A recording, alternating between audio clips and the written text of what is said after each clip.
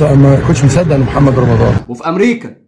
وبعدين انا عندي اجتماع مع اهم كوادر في الدوله وهنناقش قرارات مصيريه، مش معقول يعني هيسيبوا كل ده ويبصوا على الطاق اللي بيتزحم. امريكا في ظل الظروف اللي احنا فيها دي، وفي ظل اخواتك اللي بيموتوا، وانت بتطلع على مسرح امريكا ببدله رقص. هتقول لي بقى 225 جنيه مصري ومتجمعين ومعمولين. طب كمل البدله بقى وادفع مليون جنيه. من انت محمد رمضان اللي نزلت تفرح الناس وتنزل تلف الشوارع وتفرق ملايين وعربيه مدفع محمد رمضان، وسمعنا عليها بلاوي كتير وسمعنا عليها حكاوي كتير وكان فيها حاجات فيك كتير، بس كان فيها نسبه من الحقيقه، لان فعلا كان في ناس بتكسب في البرنامج وفعلا الناس كانت بتتصل بيها بارقام عشوائيه.